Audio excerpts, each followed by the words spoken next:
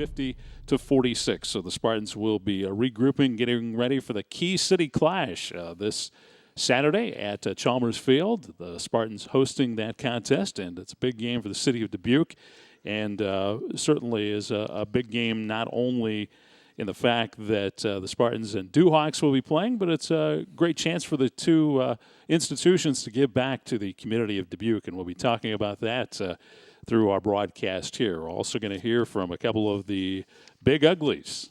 I don't mean to offend you guys. I don't want them coming over here and beat me up. That's a standard name for an offensive lineman. Austin Hatzinger is going to be coming over here, and Travis Stefanowski, two senior offensive linemen. They've been key cogs in the Spartan offense since their arrival on campus, and we'll talk with those guys coming up as part of our UD football show with head coach Stan Zweifel. We're going to hear from Coach Zweifel when we return in just a moment. We'll talk about, again, that Simpson ball game last Saturday and talk about this Saturday's opponent, the Loris Duhawks, when we return. This is the UD football show with Stan Zweifel. Back after this on 101.1 The River. Over here, and Travis Stefanowski, two senior offensive linemen. They've been key cogs in the Spartan offense since their arrival on campus, and we'll talk with those guys coming up as part of our UD football show with head coach Stan Zweifel. We're going to hear from Coach Zweifel when we return in just a moment. We'll talk about, again, that Simpson ball game last Saturday and talk about this Saturday's opponent, the Loris Duhawks, when we return. This is the UD football show with Stan Zweifel. Back after this on 101.1 The River. And this is the UD football show with head football coach Stan Zweifel. We get together on Tuesday nights through the football season. And joining us right now in studio, high above Chalmers Field, is the coach of the Spartans, Coach Stan Zweifel. And Stan, thanks for coming up here again tonight. Thanks, Tim. Always a pleasure to be here, and we'll talk about Saturday's game, which was really a doozy in many, many ways. But I think,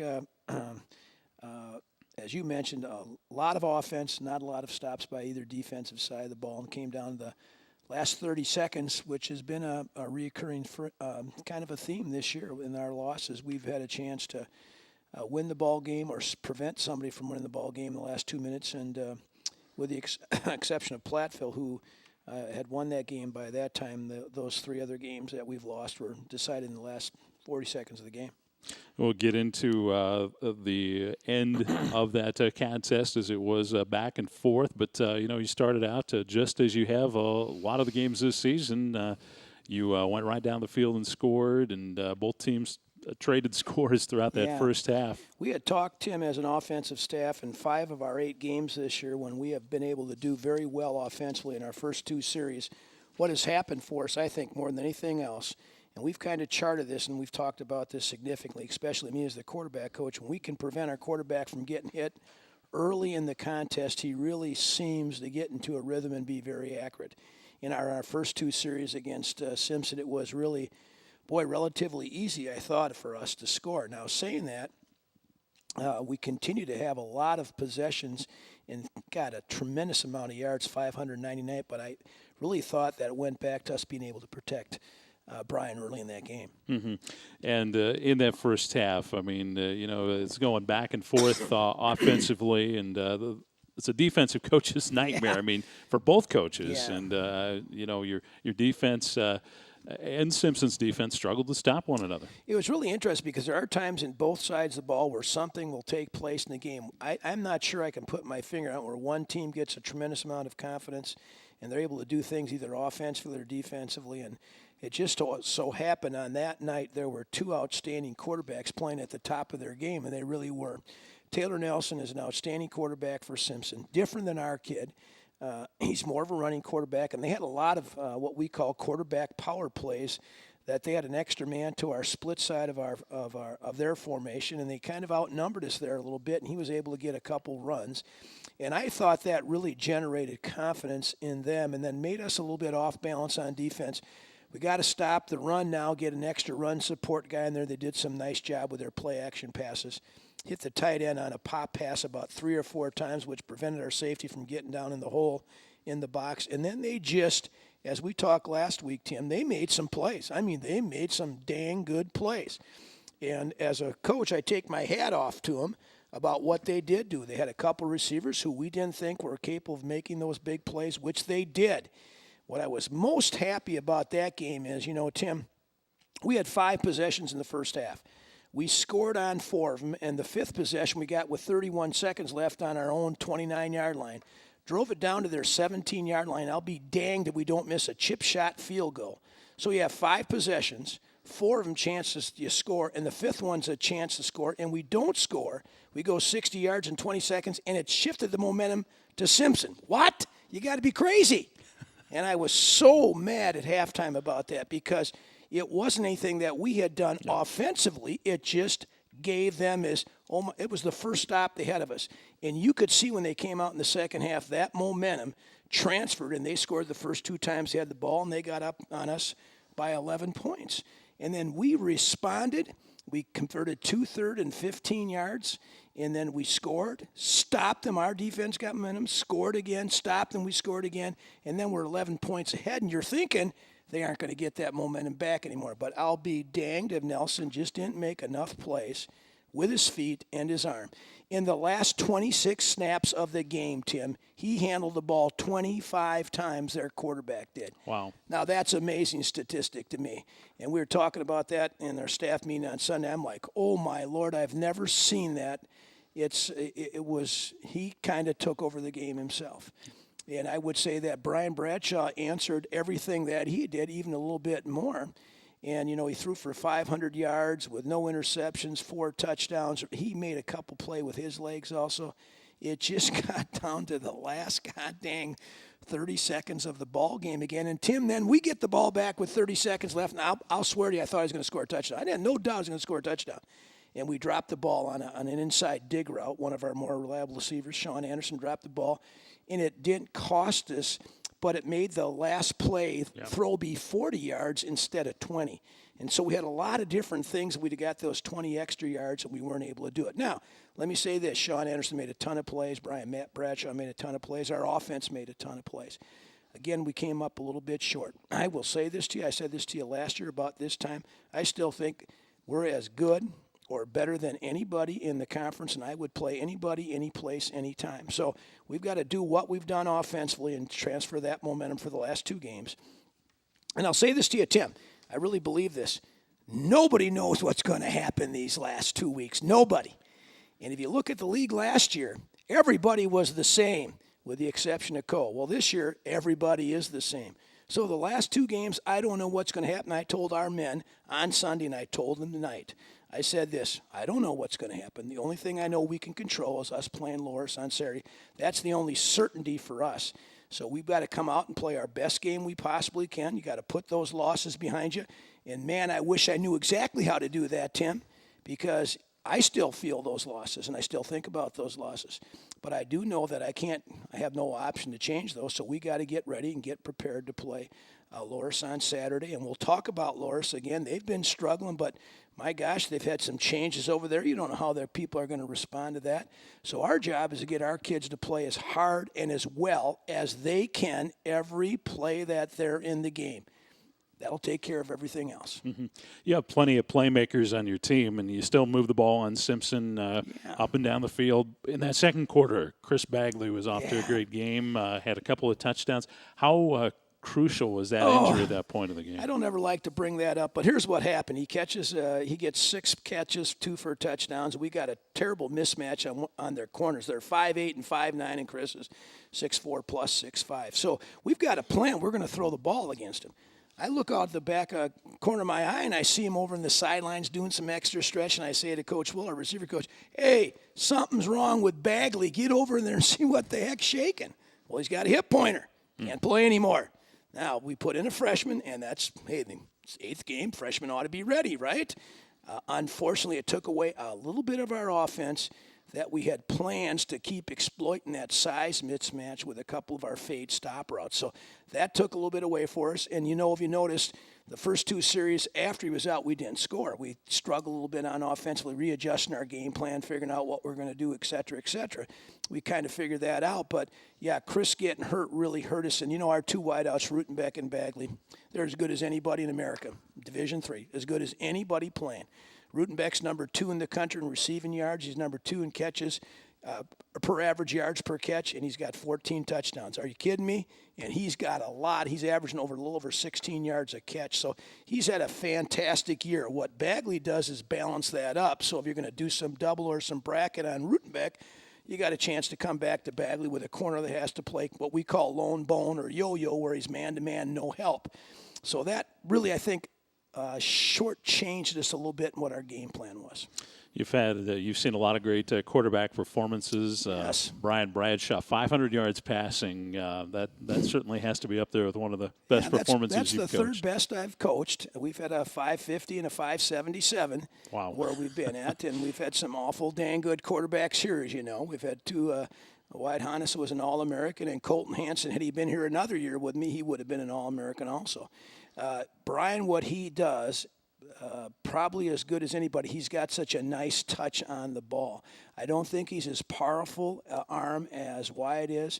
He's not as athletic as Colton was, but he's got a tremendous touch. He's able to put the ball in smaller windows, and he just has a nice, easy ball to catch.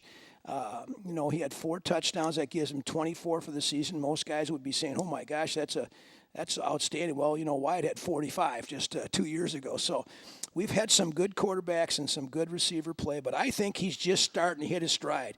He's only been with us for 7 games, Tim, so that's a little bit of a disadvantage. And I'm really looking for game 9 and 10 to him to continue the trend that we've set the last couple weeks.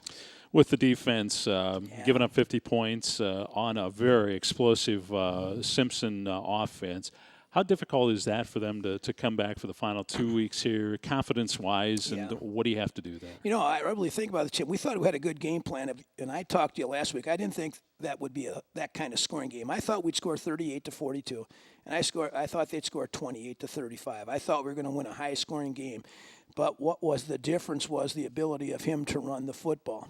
And now we're not going to face that kind of guy on Saturday. We're going to face a team that's really more traditional and really do a little bit more with the 2-back. And similar to us in some extent, but not the same scheme, but the formation. So, those defensive coaches are working their tails off. And, I think we were either 1 and 2 in most categories prior to that game, but you can't give up 50 points and can't be in 1 and 2 after that game. So we have to just kind of batten down those hatches and get after those folks. But I'll tell you, our defense is angry, and our defense, it's not frustrated, but it is angry. I think that's the best way to put it about not being able to stop that. And, when you score that many points, you think you're going to win. But I told the offense, our job is to score 1 more point than the defense scores. I don't know what it is. If it's 3-2, let's get 3. If it's 59-58, then you got to get 59. We weren't able to do that on Saturday.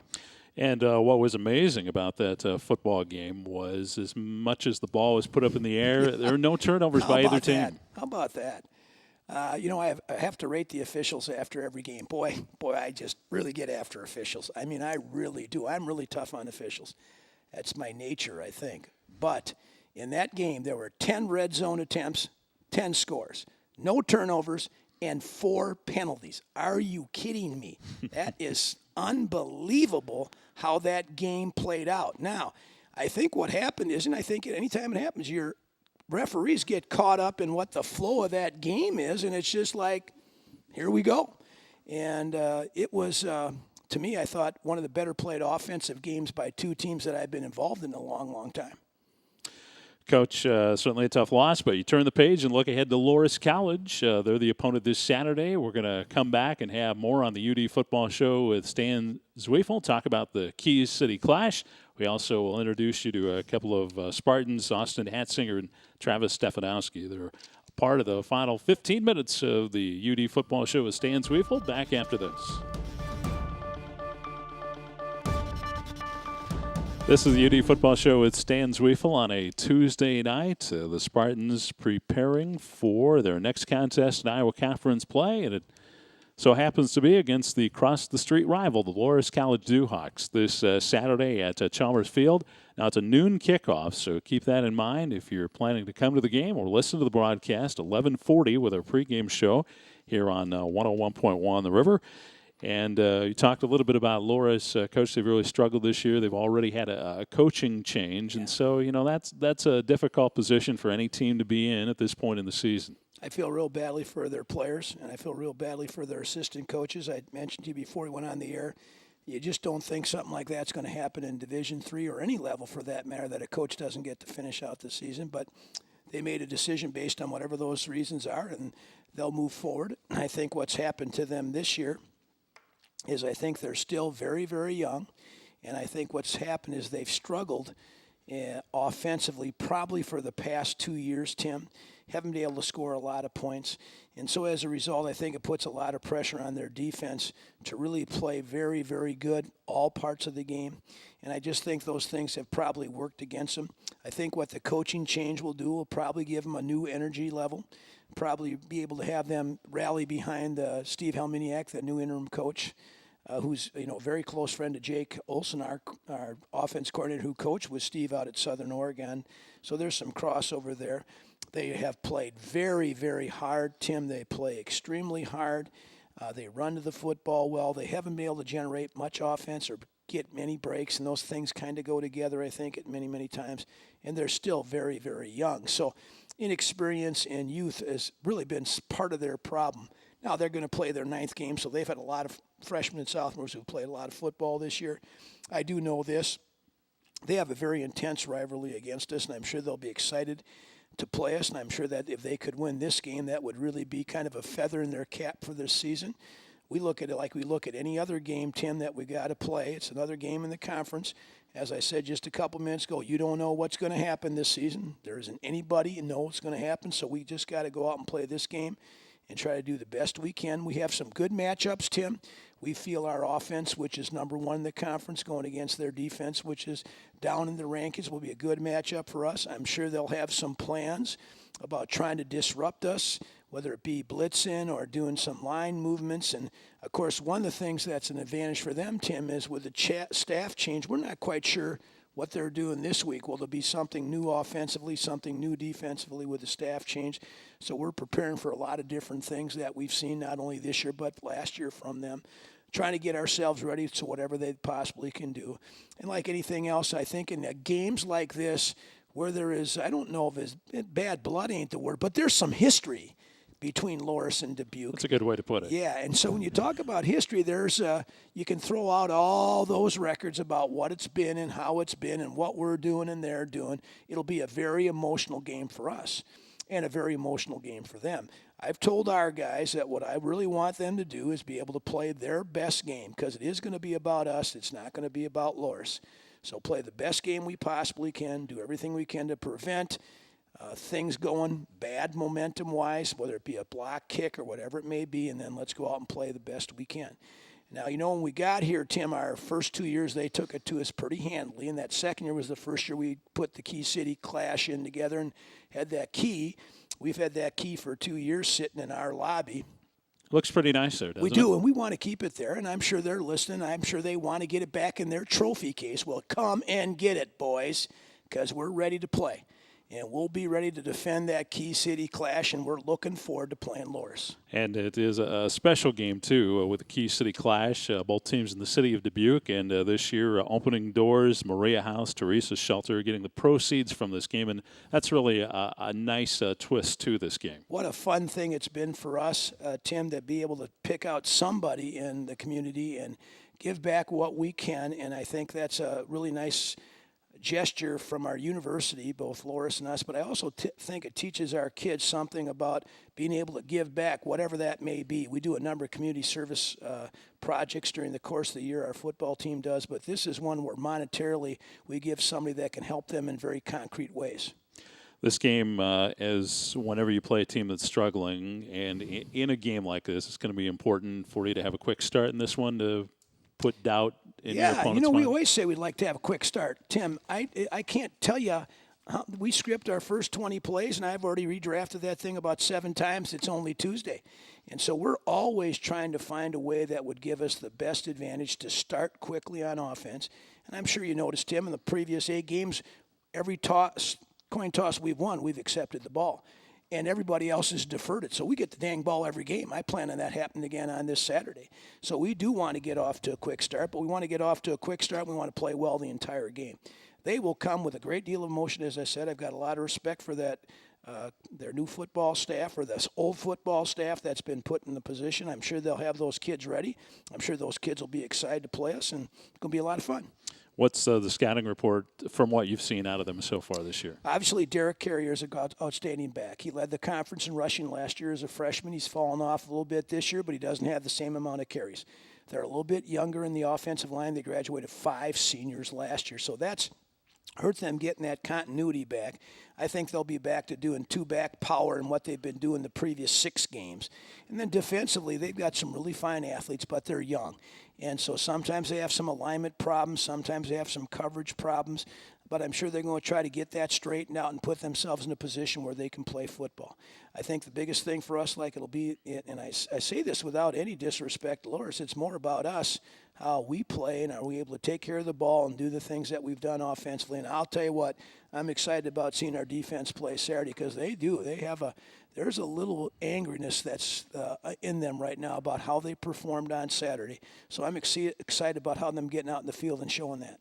It's a noon kickoff here at Chalmers Field, 11:40 with the pregame show on 101.1 The River and also on the university's website, dbq.edu. Stan, before we let you go here, you brought a couple of your offensive linemen, and boy, you've had some good offensive lines since you've been here, and two of those guys sitting over there are real special. A couple of the main reasons. Both of them, Austin Hatzinger will be starting his 38th game for us.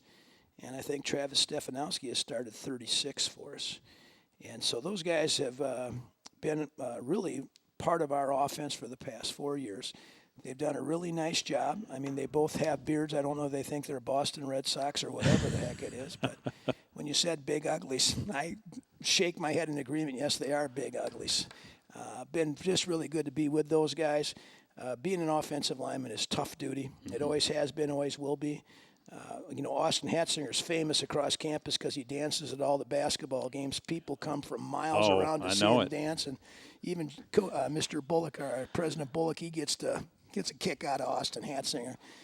So those two guys have been a very special part of our football team. They've been very dear to me, although they'll tell you I get after their butts now. But those guys have been really a mainstay of our offensive line.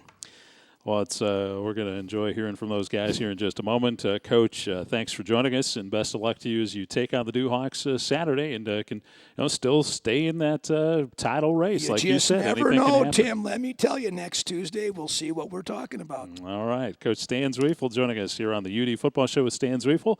We'll come back and we'll talk with those two offensive linemen, Austin Hatzinger and Travis Stefanowski, here on the UD Football Show.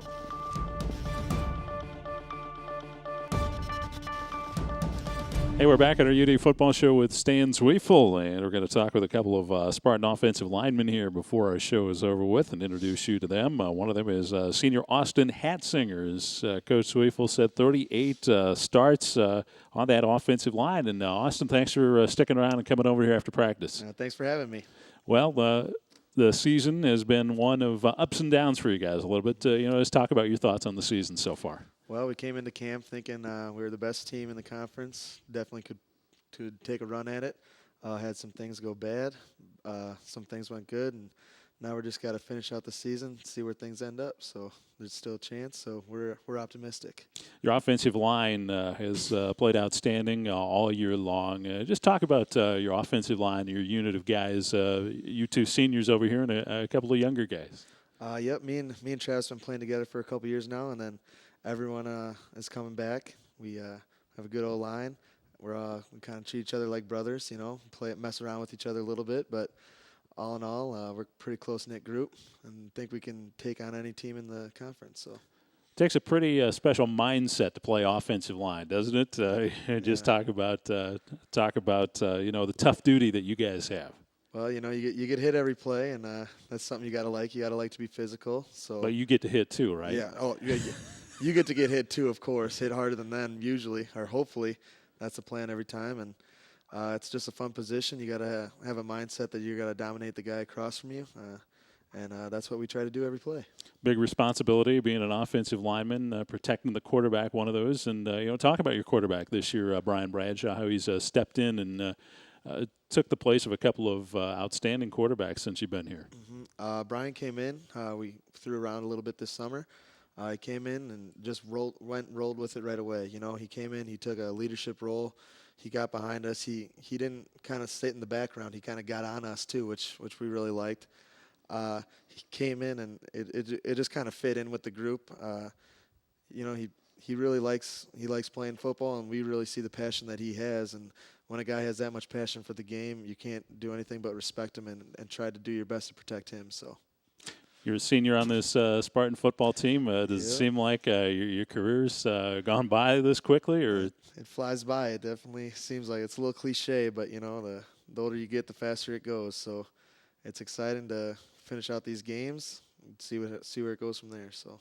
Got to ask you this: where do you get your dance moves from? Everybody sees you at the Spartan basketball games, and you take some pride in that dancing. I know. Yeah, my dance moves are from all over. I like to take a little here and a little there. I like to think I'm better than I really am, but get some YouTube videos. You'll check those out. Well, we got a camera on right now. Without you getting too carried away, you want to show us one of those? Or is that for you? You're working on those for basketball. I want to keep them a little secret this year. Working on some ones, so. I understand. So you just have to come out to the UD Spartan basketball games and watch Austin do his stuff. But, as you get toward the end of this season, Coach Sweefel still has the belief in you guys that a chance to be conference champions, and I guess you have to play that way. That's right. We're going to play every game as hard as we can. Can only control what we can control right now. So we're going to play them, win them if we can. I mean, we believe we can. So, and then see where everything happens, see what happens from there on out. All right, Austin, been a pleasure. Thanks a lot for coming on over here. And we'll let you trade positions there with Travis Stefanowski, another senior offensive lineman, as he puts on the headsets there. And Travis, thanks for coming on the program here tonight. Thanks for having me. Sticking around after practice. Did you get a chance to eat yet? I know that's pretty. No, man! So this got I think Austin's dying over there. Oh, that's what I was thinking when you guys were sitting there. You just got done with practice, and I'm thinking there's no way those guys ate yet. So we'll get you out of here in a hurry here. What's the typical diet of an offensive lineman here at the University of Dubuque? I should ask Travis that one. Usually after practice, when the freshmen hang around, their meal plans, the seniors get on them and ask for a meal plan downstairs here in the rec. That's usually the snack right after practice. And then we go home and get our normal meal. Normal meal. Yeah. What's a normal meal for an offensive lineman? Some steak and potatoes. Oh, yeah. And now you're talking. You're a senior on this football team just like Austin, and, your career is winding down here. Talk about, your memories here at UD and just being a senior this year. Well, we've had some pretty great memories back in 2011, winning the conference championship against Co. That was a good time, even though I wasn't in for that game.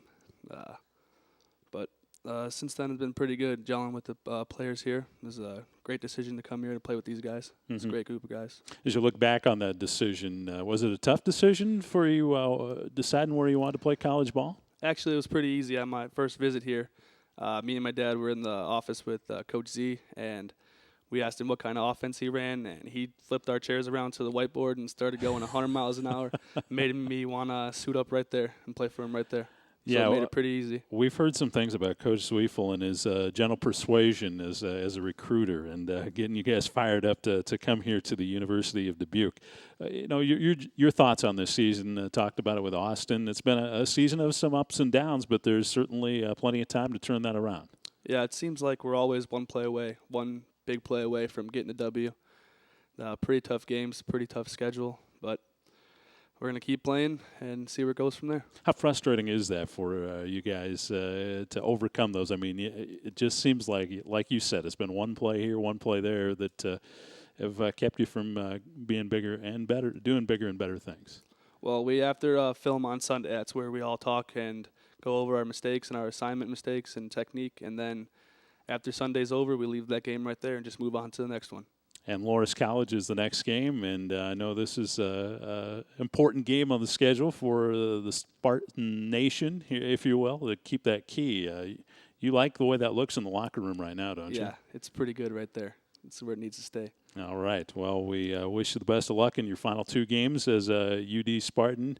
It's been a lot of fun watching yourself and Austin on the offensive line these 4 years, and thanks a lot for joining us, and good luck to you guys on Saturday. All right, thank you very much. All right, that's Travis Stefanowski, Austin Hatzinger joining us on our UD Football Show with Stan Zweifel. We'll come back with some final thoughts right after this. And we're putting a lid on this week's UD Football Show with head football coach Stan Zweifel. Thanks to Coach Zweifel for coming up here after practice again, and also offensive lineman Austin Hatzinger and Travis Stefanowski for joining us. And again, a reminder, it's earlier kickoff this Saturday. The next 2 Saturdays will be noon kickoffs this Saturday. The Spartans meet the Loris Duhawks in the Key City Clash, 11:40 with a pregame on 101.1 The River, and also on dbq.edu, where you can catch the streaming broadcast and also live video as well. And it's a noon kickoff as the Spartans take on the Loris College Duhawks. It's going to do it for our UD Football Show for this evening. I'm Tim Larry on 101.1 The River.